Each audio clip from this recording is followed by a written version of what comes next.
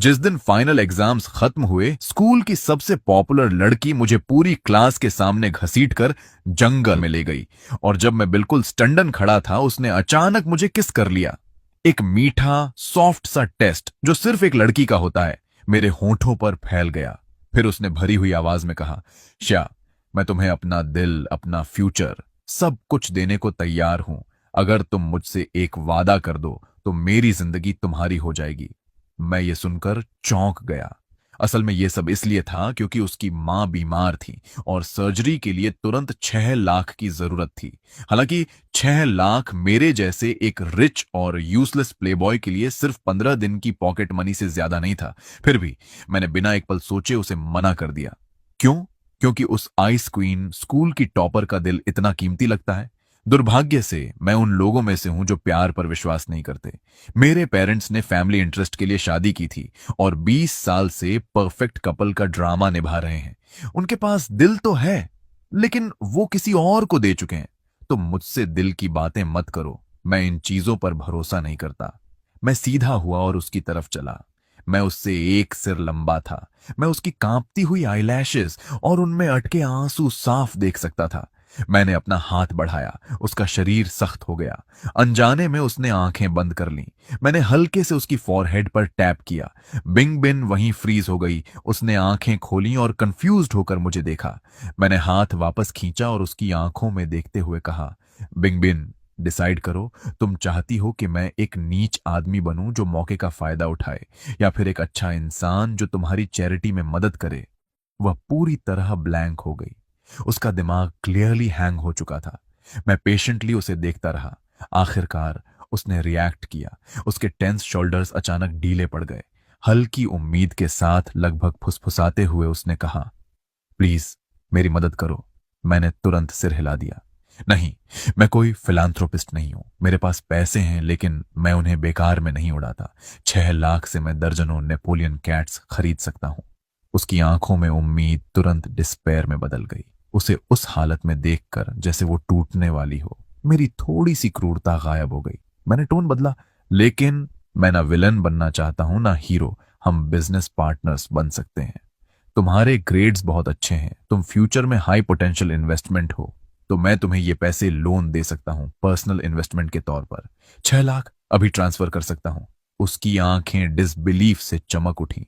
लेकिन एक कंडीशन है, 10 साल बाद तुम्हें मुझे 1 मिलियन वापस करना होगा। इंटरेस्ट ज्यादा नहीं है, तुम्हारे लिए मुश्किल नहीं होगा। और 1 महीने बाद फाइनल एग्जाम्स में तुम्हें फर्स्ट आना होगा। ये तुम्हारी कैपेबिलिटी का प्रूफ होगा। और मेरा रिस्क कंट्रोल क्लॉज। उसने इसे ऐसे पकड़ा जैसे डूबता इंसान तिनके को पकड़ता है, डरते हुए कि कहीं मैं अपना फैसला बदल न दूं। मैंने उसे अपना नंबर दिया और बिना उसकी एक्सप्रेशन देखे वहां से चला गया। जंगल से बाहर आया। धूप मेरे शरीर को गर्म कर रही थी। सच कहूं तो मुझे फर्क नहीं पड़ता था कि वो पैसे लौट आएगी या नहीं। 6 लाख मेरे लिए कुछ भी नहीं। कॉन्ट्रैक्ट की सारी कंडीशंस बस दिखावे के लिए थीं, वरना हर कोई मुझसे पैसे मांगने आ जाएगा। 6 लाख खर्च करके आज गुड डीड करने की सेटिस्फैक्शन मिल गई, और बोनस में स्कूल की ब्यूटी को मुश्किल में देखने का मौका भी। कोई बड़ा नुकसान नहीं। वकील से बात करने के बाद मैंने टाइम और प्लेस फिक्स किया और कॉन्ट्रैक्ट बिंघिन को भेज दिया।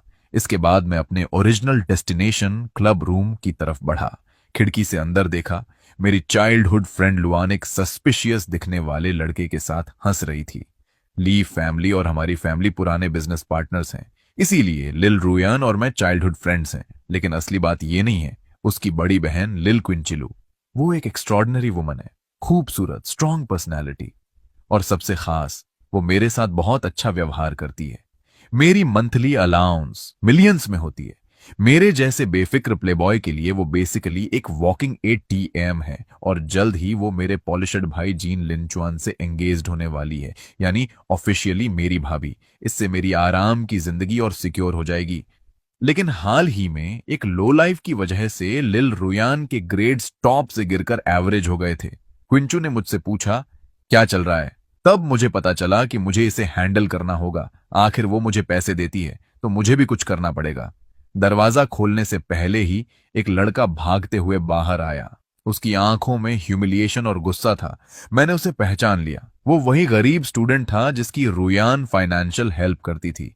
सीन देखकर समझ आ गया, क्लासिक क्लीशे। मैं अपनी बेनिफैक्टर से प्यार कर बैठा और बेनिफैक्टर एक बैड बॉय से प्यार करने लगी। क्या ड्रामा है। मैं हंस पड़ा। ये लड़का बहुत नाइव है। हम जैसे रिच किड्स के लिए पैसे से प्रॉब्लम सॉल्व करना बस हैबिट है, स्टेटस दिखाने का तरीका।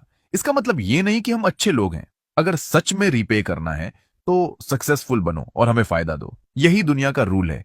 फीलिंग्स मिक्स करना बराबर खुद को दर्द देना। मैंने उसे इग्नोर किया और दरवाजा खोला। अंदर रुयन और तंगलोंग हंस रहे थे। मुझे देखते ही उसका स्माइल गायब हो गया। जिनशो, तुम यहां क्या कर रहे हो? क्या तुम भी मुझे अलोंग से ब्रेकअप करने के लिए समझाने आए हो? टाइम वेस्ट मत करो। तुम बस एक यूजलेस प्ले बॉय हो, अपनी जिंदगी तक संभाल नहीं सकते। मेरी में दखल देने का हक क्या है तुम्हें? मुझे गुस्सा नहीं आया, बल्कि हंसी आई।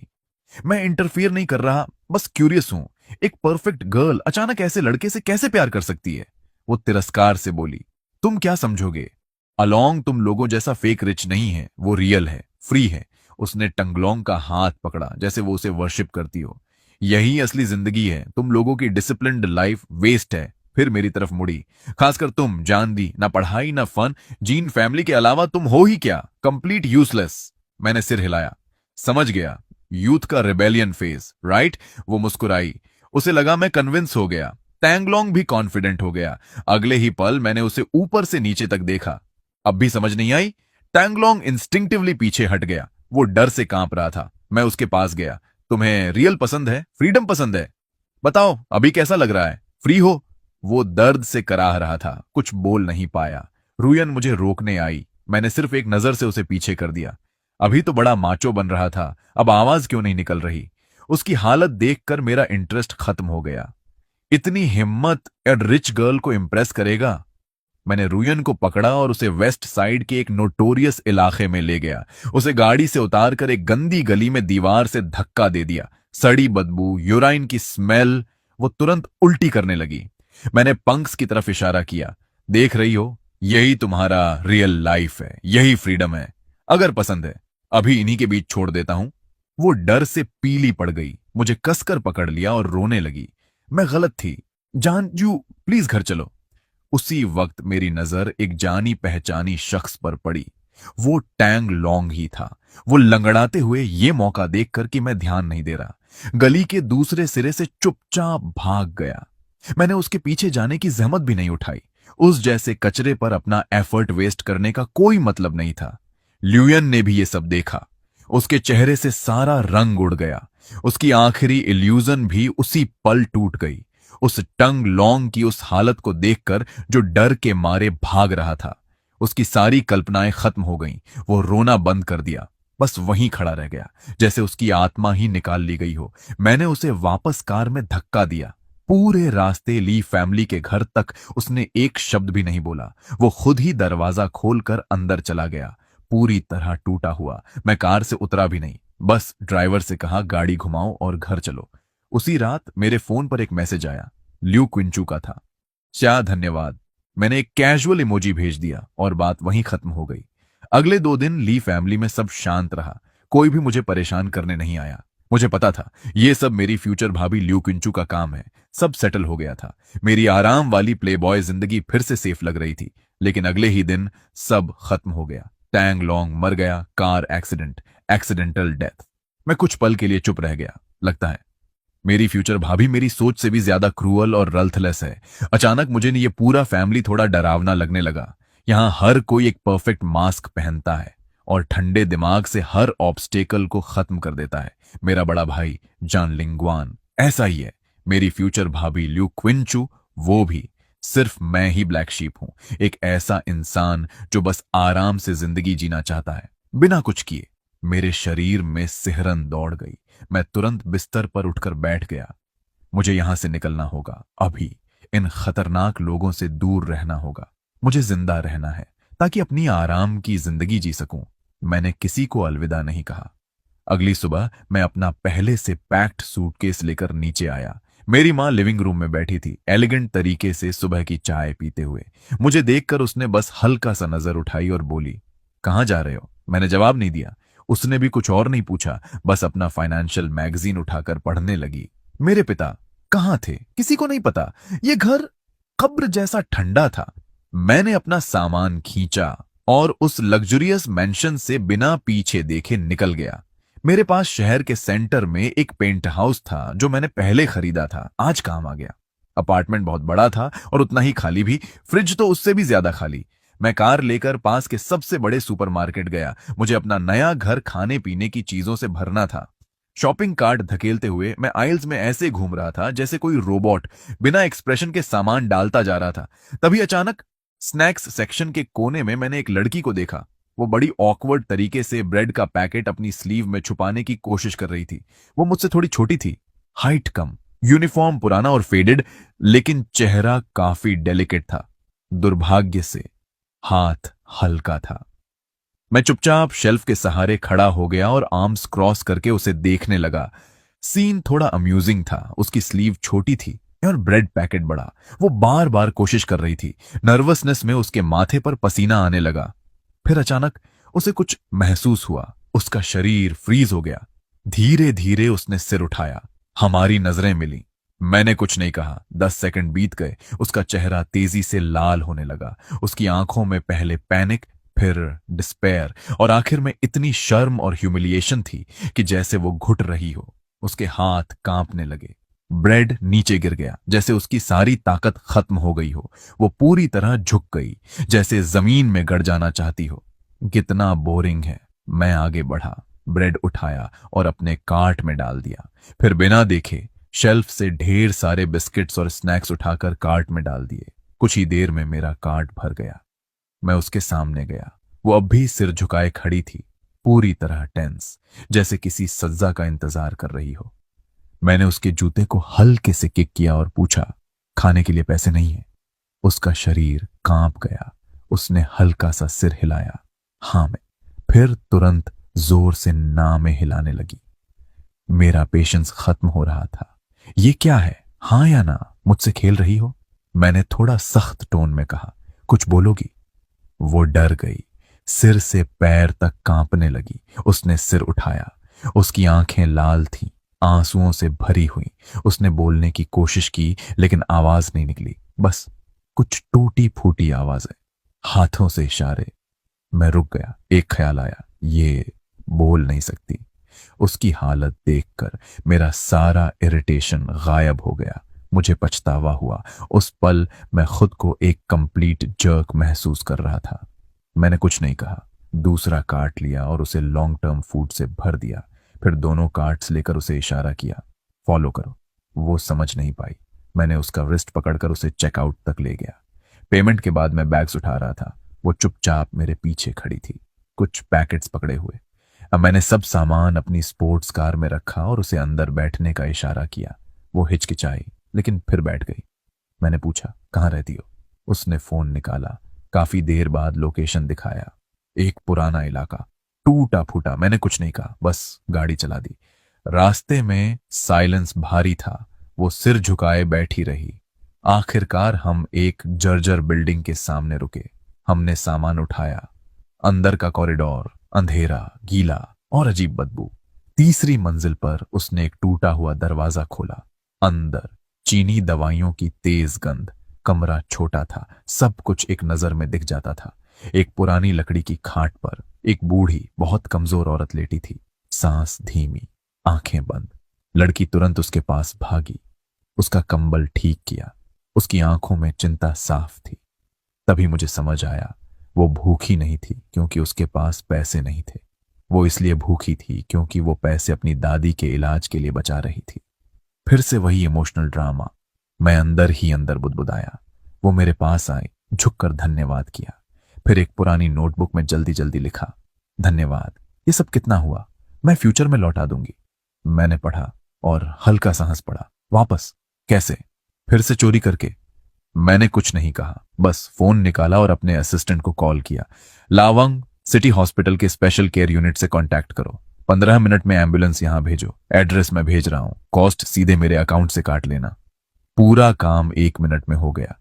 लड़की शॉक में थी। वो मुझे ऐसे देख रही थी जैसे यकीन ही नहीं हो रहा। उसके लिए ये एक लाइफ टाइम का सपना था, मेरे लिए बस एक फोन कॉल। मैंने हल्के से उसके बैग को ठोकर मारी। वहीं खड़ी क्या कर रही हो? अपना सामान समेटो, हॉस्पिटल चलते हैं। जैसे वो किसी सपने से जागी हो, वो घबराई हुई जल्दी जल्दी चीजें समेटने लगी। असल में समेटने लायक था ही क्या, कुछ पुराने, बार बार धुले हुए फीके कपड़े, एक टूटा हुआ एनिमल का कप। एम्बुलेंस जल्दी आ गई। पैरामेडिक्स ने पूरी प्रोफेशनलिज्म के साथ बूढ़ी औरत को सावधानी से स्ट्रेचर पर रखा। पूरा समय वो लड़की मेरी शर्ट का किनारा कसकर पकड़े रही, जैसे उसे डर हो कि मैं अचानक गायब हो जाऊंगा। मुझे थोड़ा ऑकवर्ड लगा, लेकिन मैंने उसे हटाया नहीं। हम हॉस्पिटल पहुंचे। सब कुछ परफेक्टली अरेंज था। स्पेशल केयर वार्ड में प्राइवेट रूम, 24 घंटे का केयर गिवर, बेस्ट स्पेशलिस्ट्स की टीम तुरंत चेकअप में लग गई। मैं दरवाजे के बाहर खड़ा था। कमरा साफ, उजला। अंदर डॉक्टर्स और नर्सें व्यस्त थे, और वो लड़की बिस्तर के पास खड़ी, डर और ग्रेटिट्यूड के बीच झूलती हुई। टैंगलोंग की मौत से जो भारीपन मेरे दिल में था, वो थोड़ा हल्का हो गया। लगता है पैसे सच में खुशी खरीद सकते हैं। तभी मेरी स्लीव फिर हल्के से खींची गई। उसने वही पुरानी नोटबुक मेरे सामने उठाई। उसमें लिखा था, मैं आपकी काइंडनेस का बदला कैसे चुका सकती हूं। मैं दरवाजे से टिक कर उसे देखता रहा। मैंने कब कहा कि मुझे बदला चाहिए? वो घबरा गई, जल्दी जल्दी लिखने लगी। लिखावट भी बिगड़ गई। नहीं, मैं आपका पैसा फ्री में नहीं ले सकती। आप एक अच्छे इंसान हैं। अच्छा इंसान? मैं हंस पड़ा। आजकल मेरे जैसा आदमी भी अच्छा कहलाने लगा है। सच में पैसा होना कितना अच्छा होता है। मैंने उसका लिखना रोक दिया। पहली बात, मैं अच्छा इंसान नहीं हूं। दूसरी बात, मुझे सबसे ज्यादा नफरत झंझट से है। तुम ये सब करके बस मुझे परेशान कर रही हो, समझी? वो मेरी अजीब लॉजिक से कंफ्यूज हो गई। बस मुझे ब्लैंक एक्सप्रेशन के साथ देखने लगी। मैंने उसकी तरफ देखा, हल्का सा सांस छोड़ा, उसके हाथ से नोटबुक और पेन लिया और जल्दी जल्दी लिख दिया। इसे ऐसे समझो जैसे मैं पहले से इंश्योरेंस खरीद रहा हूं। अच्छे से पढ़ो, एक अच्छी यूनिवर्सिटी में जाओ। क्या पता एक दिन मैं सड़क पर भीख मांग रहा हूं, तब मुझे एक कटोरी चावल दे देना। मैंने नोटबुक वापस उसके हाथ में दे दिया। वो काफी देर तक उसे देखती रही। फिर उसने सिर उठाया। उसकी आंखें बिल्कुल साफ, जैसे झरने का पानी। आंसू धीरे धीरे गिरने लगे। कोई आवाज नहीं, बस साइलेंट रोना। हर आंसू उस पुरानी नोटबुक पर गिर रहा था। मैं थोड़ा असहज हो गया, नजर हटा ली। बस करो, रोना बंद करो। तुम्हारी दादी को तुम्हारी जरूरत है। यहां खड़े खड़े रोने से कुछ नहीं होगा। मैंने थोड़ा सोचा और जोड़ा, तुम किस स्कूल में पढ़ती हो? मैं लांग से कहूंगा तुम्हारी फीस भर दे, और हर महीने 5,000 भी भेजेगा, जब तक तुम ग्रेजुएट होकर जॉब नहीं पा लेती। और मना करने की कोशिश भी मत करना, इसे इंश्योरेंस पेमेंट समझो। ये कहकर मुझे वो इमोशनल सीन और देखना नहीं था। मैंने डॉक्टर को कुछ इंस्ट्रक्शंस दिए और हॉस्पिटल से निकल गया। अपनी कार चलाते हुए वाइड एवेन्यू पर मुझे खुद पर थोड़ा हंसी आई। मैं जीन फैमिली का दूसरा यंग मास्टर गिर जाऊंगा, बर्बाद हो जाऊंगा? इम्पॉसिबल। मैं तो बस थोड़ा पॉजिटिव कर्मा जमा कर रहा था। मेरे आसपास के लोग इतने रूथलेस हैं। मुझे एक्स्ट्रा कर्मा चाहिए ताकि मैं हमेशा लग्जरी में जी सकूं। और फिर मैं सच में बर्बाद हो गया। 5 साल बाद, सिर्फ 5 साल में, मेरा बड़ा भाई जीन लिंगुआन, वो परफेक्ट दिखने वाला आदमी, शादी के बाद सब कुछ बिगाड़ बैठा। जब ये सब हुआ, मैं अपनी प्राइवेट आइलैंड पर सनबाथ ले रहा था। कॉल आया। मुझे हंसी आई। एक्सपेक्टेड ही था। मेरा भाई अंदर से कमजोर है, बस प्यार का नाटक करता है। मैंने वापस आने की भी जहमत नहीं उठाई। रिच लोगों की शादी सब एक जैसी होती है। लेकिन फिर मेरे बैंक कार्ड्स एक एक करके ब्लॉक होने लगे। मेरी प्रॉपर्टीज, शेयर्स, फंड्स सब ओवरनाइट ट्रांसफर हो गए।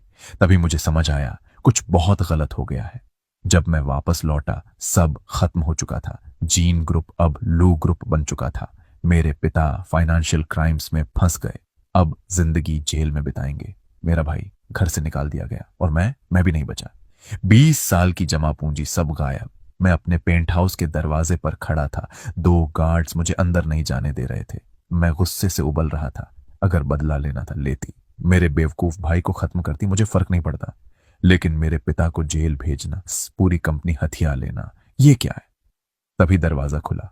वो अंदर बैठी थी, मेरे फेवरेट इटालियन सोफा पर, हाथ में वाइन ग्लास, एलिगेंट, काम, 5 साल बाद वो और भी खूबसूरत और भी खतरनाक हो चुकी थी।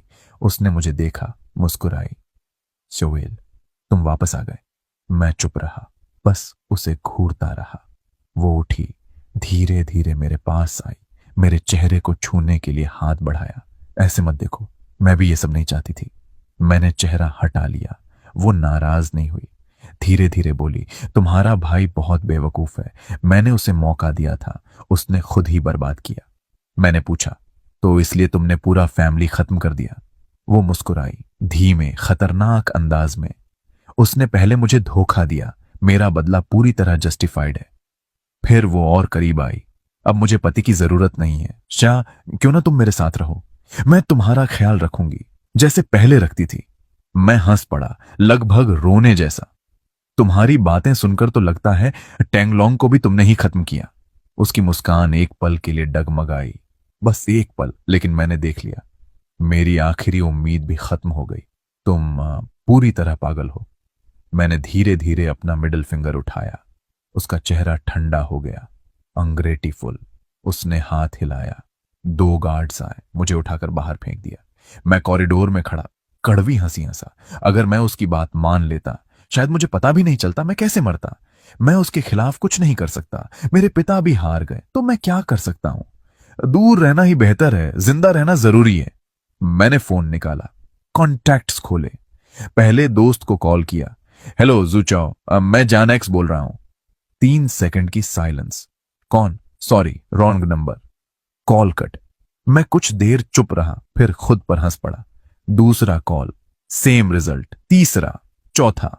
या तो नंबर अनरिचेबल, या लोग मुझे पहचानने से इनकार कर रहे थे, या फिर नंबर गलत था, या बस कोई पिक ही नहीं कर रहा था। मैं ठंडी दीवार से टिक गया और अपने फोन से उन 100 कॉलर दोस्तों के नंबर्स एक एक करके डिलीट करने लगा।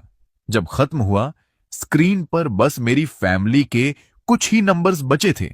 मैंने अपने पास की सारी वैल्यूएबल चीजें बेच दी। सब जोड़कर भी 1 लाख नहीं बने।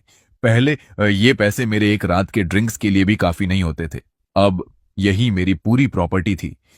मैं सड़कों पर बिना डायरेक्शन के चल रहा था और पता ही नहीं चला कब अपने पुराने अपार्टमेंट बिल्डिंग के सामने पहुंच गया। मैं कड़वा सा मुस्कुराया। अगर सब कुछ बिगड़ गया तो फैक्ट्री में जॉब कर लूंगा, कम से कम खाना और रहने की जगह तो मिल जाएगी। आखिर 20 साल आराम की लाइफ जी चुका हूं, काफी है। मैं सिर झुकाए चल रहा था, थॉट्स में खोया हुआ। अचानक किसी से टकरा गया। मैं एक सॉफ्ट से एम्ब्रेस में आ गया, हल्की सी फ्रेग्रेंस। मैंने इंस्टिंक्ट से सिर उठाया सॉरी कहने के लिए, लेकिन सामने जो आंखें थीं, बिल्कुल क्लियर, ट्रांसपेरेंट, वो एक लड़की थी। चेहरा फेमिलियर लग रहा था, लेकिन याद नहीं आ रहा था कहां देखा है। लेकिन उसने मुझे पहचान लिया था। उसकी आंखों में साफ दिख रहा था, पहचानते ही सरप्राइज और रिलीफ। उसने कुछ बोलने की कोशिश की, फिर रुक गई। उसने फोन निकाला, जल्दी जल्दी टाइप किया। स्क्रीन पर लिखा था, सेन्योर जोंग, क्या आपको मैं याद हूं? सेन्योर जीन, आजकल कोई मुझे ऐसे नहीं बुलाता। मैंने उसका चेहरा ध्यान से देखा। मेमोरीज धीरे धीरे जुड़ने लगी। अचानक सब क्लियर हो गया। तुम वो सुपरमार्केट वाली लड़की जो अपनी दादी का ख्याल रखती थी। उसकी आंखें चमक उठीं। उसने जोर से सिर हिलाया, खुशी से। मैं और भी कंफ्यूज्ड हो गया। तुम यहां क्या कर रही हो? उसने फिर फोन पर लिखा, मैंने जीन फैमिली की न्यूज देखी, मुझे आपकी बहुत चिंता हुई। मैंने सोचा आप शायद यहां आएंगे, तो मैं कल से यहीं वेट कर रही हूं। मेरे दिल पर जैसे किसी ने हैमर मार दिया। मतलब पिछले 24 घंटे से वो यहां मेरा इंतजार कर रही थी। जब सब लोग मुझे छोड़कर चले गए, एक लड़की जिसे मैं लगभग भूल चुका था, मेरे लिए एक दिन और एक रात यहां खड़ी रही। मेरे अंदर अजीब इमोशंस उठे। मैं कुछ बोलना चाहता था, लेकिन वर्ड्स नहीं निकले। वो समझ गई। उसने लिखा, आपके पास कहीं जाने की जगह नहीं है ना? मेरा साइलेंस ही जवाब था। उसने फोन रख दिया और कुछ ऐसा किया जिसकी मुझे उम्मीद नहीं थी। उसने मेरी हुडी की स्लीव पकड़ ली। उसकी पकड़ कमजोर थी, मैं आसानी से छुड़ा सकता था, लेकिन उस हल्के से टच में एक ऐसी फीलिंग थी जो इनविजिबल चेन की तरह मुझे रोक रही थी। वो मुझे खींचते हुए मुड़ी। मैं बिना सोचे उसके पीछे चल पड़ा। हम एक छोटी सी बेकरी के सामने रुके। नाम था वेगन बेकरी। दरवाजा बंद था, लेकिन अंदर हल्की वार्म लाइट थी। उसने चाबी से दरवाजा खोला और मुझे अंदर आने का इशारा किया। दुकान छोटी थी लेकिन क्लीन और वेल अरेंज्ड। हवा में क्रीम और फ्रेश ब्रेड की स्मेल थी। वो काउंटर के नीचे से एक प्लास्टिक फोल्डर लाई, उसमें से एक पुराना येलो पड़ा कागज निकाला और मेरे सामने रख दिया। मैंने देखा, वो वही इंश्योरेंस नोट था जो मैंने 5 साल पहले मजाक में लिखा था। अगर मैं कभी बर्बाद हो जाऊं और सड़क पर भीख मांग रहा हूं तो मुझे एक कटोरी खाना देना। उसने उस कागज की तरफ इशारा किया, फिर मेरी तरफ, फिर खुद की तरफ, फिर दुकान की तरफ। उसकी आंखों में यह एक अजीब सीरियसनेस थी, जैसे वो कोई सेक्रेड कॉन्ट्रैक्ट पूरा कर रही हो। फिर वो मुड़ी और ओवन से एक गरम क्रॉसॉन लाई। उसने मुझे दिया, न दया न सिंपथी, बस ये एहसास, अब मेरी बारी है। मैंने एक बाइट ही लिया। टेस्ट उन लग्जूरियस डिशेस जैसा नहीं था, लेकिन उसमें एक अजीब सा कंफर्ट था। मैंने पूछा, यहां अभी भी हायरिंग हो रही है? वो एक पल के लिए शॉक्ड हुई, फिर उसके चेहरे पर ब्राइट स्माइल फैल गई। उसने जोर से सिर हिलाया, हाँ मैं। उस दिन मेरी जिंदगी का पहला कैओटिक फेज खत्म हुआ और दूसरा फेज इस छोटी सी बेकरी वेगन से जुड़ गया। मेरी बॉस एक म्यूट लड़की थी जिससे मुझे लगा था कि मैं कभी फिर नहीं मिलूंगा। उसका नाम था स्वेई। मेरे दिए पैसों और अपनी सेविंग्स से ग्रेजुएशन के बाद उसने ये बेकरी खोली। दुकान छोटी थी लेकिन बिजनेस अच्छा चल रहा था। नेबर्स उसका ख्याल रखते थे। अच्छा हुआ अब उसे हेल्पर मिल गया। ये लड़का तो रिलायबल लगता है। अब मैं बेयर प्रिंट एप्रन पहनकर ऑकवर्ड तरीके से ब्रेड पैक कर रहा था। ये बातें सुनकर मुझे कुछ फील नहीं हुआ। रिलायबल, मैं जो जिंदगी में कभी काम नहीं किया, लोगों को मैं ट्रस्टवर्दी लग रहा था। लेकिन मेरी वजह से उसका बोझ सच में कम हो गया। कम से कम हेवी काम, आटा गूंथना, बोरे उठाना, अब उसे अकेले नहीं करना पड़ता था।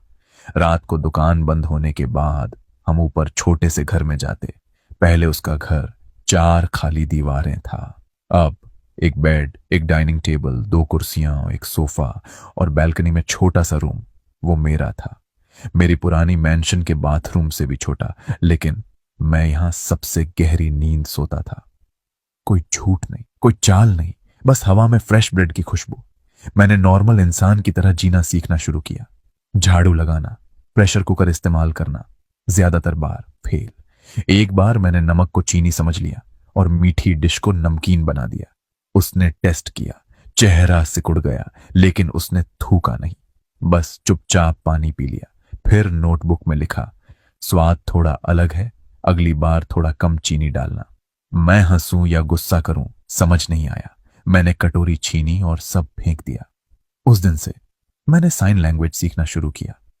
रात को उसके सोने के बाद मैं अपने छोटे कमरे में प्रैक्टिस करता, धीरे धीरे, धन्यवाद, गुड मॉर्निंग।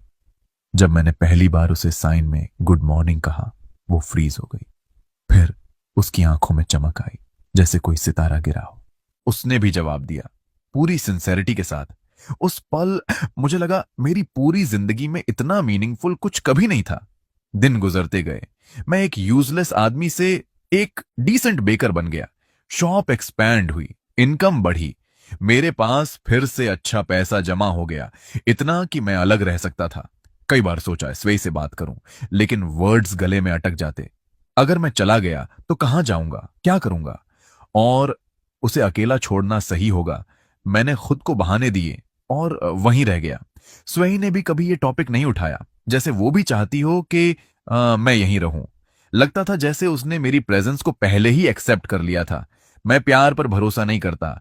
मेरे फादर और मेरा भाई दोनों ही इसके वर्स्ट एग्जाम्पल्स हैं। लेकिन स्वे के साथ ये जो सुकून था, वो धीरे हैबिट, एक एडिक्शन बनता जा रहा था। मैंने झटके से सिर हिलाया, इन उलझे हुए थॉट्स को दिमाग से निकालने के लिए। लगभग दोपहर हो चुकी थी। स्वेई के लिए लंच बनाने का टाइम था। मैं एप्रन उतार ही रहा था कि तभी दरवाजा खुला। एक जानी पहचानी फिगर अंदर आई। उसने परफेक्टली फिटेड सूट पहना था, हल्का रिफाइंड मेकअप और बाल एक फ्लॉलेस बन में बंधे हुए थे। उसके पूरे पर्सनालिटी से सक्सेस और सोफिस्टिकेशन झलक रही थी। वो थी बिनिंग बिन। 5 साल बाद उसकी वो पुरानी झलक, गरीबी, प्रेशर, हेल्पलेसनेस सब गायब हो चुकी थी। अब वो पहले वाली हेल्पलेस स्कूल गर्ल नहीं थी। अब वो रिफाइंड, एलिगेंट और पावरफुल वुमन बन चुकी थी। उसके पीछे एक लगभग 25 साल का लड़का था, फॉर्मल सूट में, क्लियरली उसका असिस्टेंट। उसकी नजर मुझ पर पड़ी और उसमें साफ कंटेम्प्ट था। बिनिंग बिन की नजर एक पल के लिए मेरे बेयर प्रिंट एप्रन पर अटकी। उसने हल्का सा भौंसी कोड़ लिया, लेकिन अगले ही पल उसने अपनी पॉलिश्ड स्माइल वापस पहन ली। जैन शू, काफी समय हो गया। मैंने बस हल्का सा सिर हिलाया। Formal greeting. वो कुछ कहना चाहती थी, लेकिन खुद को रोक लिया। फिर उसने अपना बैग खोला, एक चेक निकाला और मेरी तरफ बढ़ा दिया। ये 1 मिलियन है। हमारे 10 साल वाले अग्रीमेंट में अभी टाइम बाकी है, लेकिन अब मेरे पास पैसे हैं तो मैं पहले ही रिपे करना चाहती हूं। मैंने चेक देखा, उसे उठाया और बिना हेजिटेशन जेब में रख लिया। ठीक है, तुम्हारा कर्ज था अब खत्म। सच कहूं तो मैंने कभी एक्सपेक्ट नहीं किया था कि ये पैसे वापस मिलेंगे। उसका असिस्टेंट मुझे ऐसे देख रहा था जैसे मैं कोई ग्रीडी इंसान हूं। बिनिंग बिन ने जल्दी से अपनी एक्सप्रेशन कंट्रोल की। उसकी नजर हमारी छोटी सी बेकरी पर घूमी और फिर मुझ पर आकर रुकी। उसकी आंखों में वही फैमिलियर एक्सप्रेशन था, एरोगेंट सिंपैथी। शू, मैंने तुम्हारे फैमिली के बारे में सुना। अगर तुम्हारे पास रहने की जगह नहीं है तो तुम मेरी कंपनी में आ सकते हो। मेरे और मेरे हस्बैंड की कंपनी अभी स्टार्ट हुई है, हमें लोगों की जरूरत है। उसका ये फोर्स्ड काइंडनेस मुझे अंदर से घिन दिला रहा था। मैंने सीधा जवाब दिया, जरूरत नहीं है, मैं यहां बिल्कुल ठीक हूं, बाय नहीं। उसकी स्माइल एक पल के लिए फ्रीज हो गई। क्यों, जिद मत करो, मैं जानती हूं तुम पहले कैसी लाइफ जीते थे। मैंने उसे बीच में ही काट दिया। मैंने कहा ना, जरूरत नहीं। अब वो सच में इरिटेट हो गई थी। ठीक है, अगर तुमने डिसाइड कर लिया है तो मैं फोर्स नहीं करूंगी। जैसे ही वो मुड़ी, उसका असिस्टेंट आगे बढ़ा।